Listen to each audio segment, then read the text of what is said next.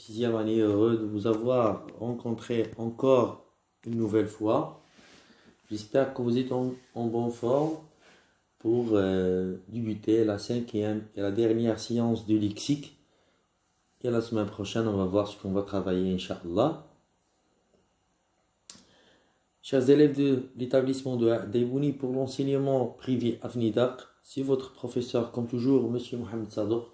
Je vous conseille de s'abonner et visiter et regarder les vidéos sur la chaîne YouTube préservée pour l'enseignement à distance, établissement de Daibouni pour l'enseignement à distance. Alors aujourd'hui, on va parler des mots de sens contraire et les homonymes. On va parler des antonymes et des homonymes parce que les mots de sens contraire, on peut les appeler des antonymes. Tout d'abord, on va commencer par la présentation. Alors, les contraires d'un mot appartiennent tous à la même classe grammaticale. Ils sont de même nature. Alors, on peut dire grand. Le contraire de grand, c'est petit. Alors, grand, c'est un adjectif et petit, c'est un adjectif. Si on veut donner un exemple de verbe, par exemple, ouvrir et fermer. Alors, le contraire de ouvrir, c'est fermer. Alors, ce sont deux verbes. Alors, ouvrir, c'est un verbe et fermer, c'est un verbe. Et on a l'exemple, parler et se taire. Alors, parler, c'est qu'on est en train de parler, et se taire, c'est ne pas parler. Alors, ce sont deux verbes contraires. Supportable, insupportable sont deux adjectifs contraires. Le bien et le mal sont deux noms de sens contraire. Rapidement et lentement sont des adverbes de sens contraire. Alors, on ne peut pas trouver le contraire d'un nom, verbe, mais toujours le contraire d'un nom, c'est un nom. Le contraire d'un verbe, c'est un verbe. Et le contraire d'un adjectif, c'est un adjectif. Et le contraire d'un adverbe, c'est un adverbe comme on a vu sur les exemples donnés. Alors, un mot peut avoir plusieurs contraires différents. Alors, on peut trouver plusieurs contraires différents. Et déjà, je vous ai fourni un formulaire imprimé recto verso. Sur la première page, il y a les synonymes. Et la deuxième page, il y a les antonymes, mes chers élèves. Alors, un mot peut avoir plusieurs sens contraires différents pour chacun de ces sens. Exemple, doux. Quand il signifie faible, son contraire est fort. Quand il signifie sucré, son contraire c'est amer. Et quand il signifie gentil, son contraire c'est méchant. Alors, c'est un mot qui a plusieurs contraires parce que à chaque fois, on peut l'utiliser dans un sens précis. Alors, les contraires aussi peuvent être des mots complètement différents, n'ayant pas un radical commun.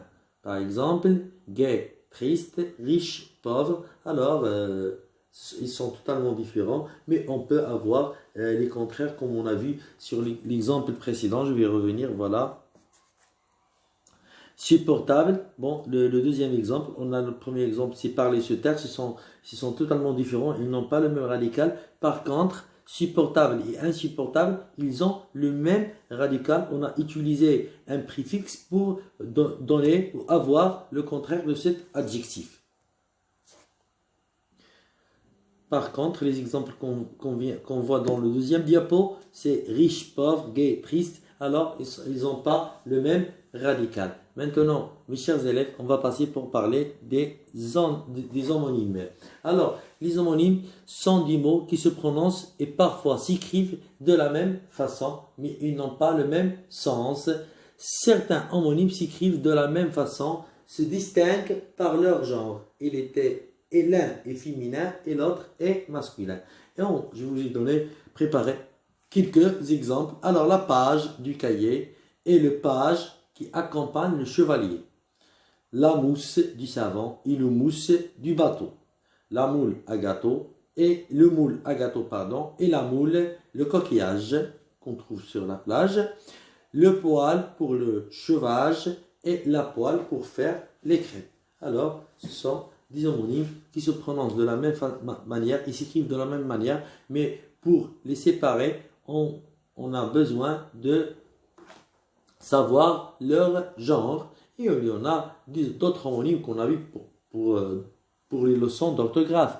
A et A avec accent, sans et sans sont possessif et sans le verbe être au troisième personne du pluriel, et le mot de liaison, et, est, le verbe être au troisième personne du singulier.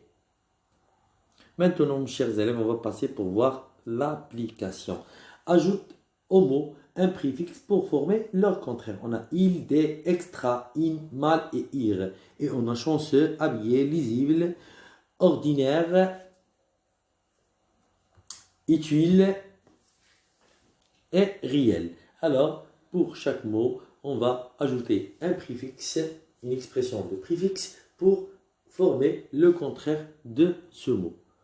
Pour le deuxième exercice, recopier chaque phrase, puis souligne les deux mots qui sont homonymes. Alors, on a la salle de la classe est sale. Il y a de la colle sur le col de ma chemise. Un fermier très laid me donne un verre de lait. Un fermier très laid me donne un verre de lait. Alors, on doit souligner seulement les deux mots qui sont homonymes ou qui se prononcent de la même manière. Troisième exercice, complète les phrases avec le mot qui convient. Alors, on a la patte de mon chien est cassée. Alors, on doit choisir entre patte et patte. Il met trop de sel, on a sel avec deux L-E et sel avec un seul L dans sa soupe. As-tu temps ou ton cartable? Alors, on doit choisir entre les deux mots. On va sauvegarder seulement la bonne réponse. Mes chers élèves, je vous souhaite un très bon fin de semaine et on se retrouve lundi, Inch'Allah, pour une nouvelle leçon. Au revoir.